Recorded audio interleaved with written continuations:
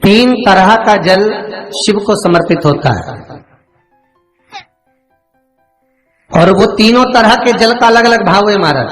पहला जल सादा, घर से पानी लेकर गए, जल लेकर गए, शंकर को चढ़ाया, वो हमने घर का अपना एड्रेस बता दिया, भगवान शिव को जल चढ़ाकर अपने आनंद के लिए शंकर से कुछ प्राप्त कर लिया। दूसरा जल, जल के कलश में थोड़ा सा इत्र डालकर शंकर को जब समर्पित करते हैं तो महाराज घर में अगर कोई व्यक्ति बहुत रोगीला है, बहुत रोगीला, एक शिव महापुराण में, स्कंद पुराण में, नर्मदा पुराण में, भविष्य पुराण में, अग्नि पुराण में, नारद पुराण में, बरहा पुराण में, वामन पुराण में जितनी चीजें लिखी गई है एक एक प्रैक्टिकल कर देखो तो शिव महापुराण, स्कंद पुराण का यह भाव याद करिए कि एक लोटे पानी में इत्र मिलाकर, जल में इत्र मिलाकर, बहुत रोगीला व्यक्ति, बहुत बीमार व्यक्ति है, एक लोटा पानी उसका हाथ का स्पर्श कराकर शंकर को चढ़ाना प्रारंभ कर दीजिए। महाराज केवल 5 या 7 दिन चढ़ाओ और वो 7 दिन के बाद में उस बीमार व्यक्ति का क्रम देखिए कि उसमें कितना आराम लगा है।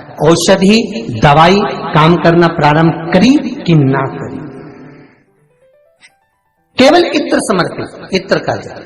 तो पहला जल सादा, दूसरा जल है इत्र का, और महाराज तीसरा जल जो शिव महापुराण के अंतर्गत कहा गया है बेल पत्र का जल।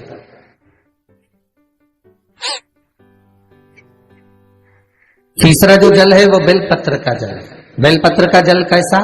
तो महाराज शिव महापुराण की कथा कहती है कि जल के पात्र में एक बेलपत्र अंदर डालकर उस जल के पात्र को ले जाकर शिव को समर्पित करना, अर्थात अपनी मन की कामना भगवान शंकर से कह देना। केवल बेलपत्र के माध्यम, बोलना नहीं है हमको, कुछ हमें कुछ कहना नहीं है। 3 तरह का जल का जो व्याख्यान वर्णन किया गया, एक सादा जल जो भगवान को कहा, आपने अपना एड्रेस बता दिया, आपने अपने मन का भाव बता दिया।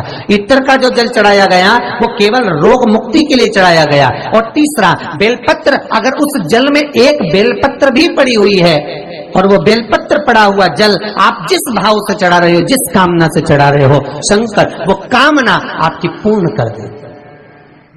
और लिंग पुराण को अगर आप पढ़ेंगे तो उसमें पाएंगे कि लिंग पुराण के अंदर लिखा है कि आप शंकर को अगर जल भी नहीं चढ़ाएं, आप शंकर को वस्त्र भी नहीं चढ़ाएं, आप शंकर को फूल भी ना चढ़ाएं, आप बेलपत्र भी ना चढ़ाएं, अगर शंकर को आपने कुछ भी ना चढ़ाया तो केवल शंकर के मंदिर में 2 क्षण जाकर उस शिवलिंग के सम्मुख में बैठ जाओ, कुछ मत बोलो, केवल मौन होकर उसको निहार लो,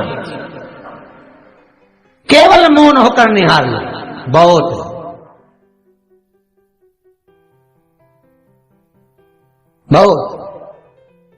अगर आप शिव भक्त हैं तो चैनल को सब्सक्राइब जरूर करें।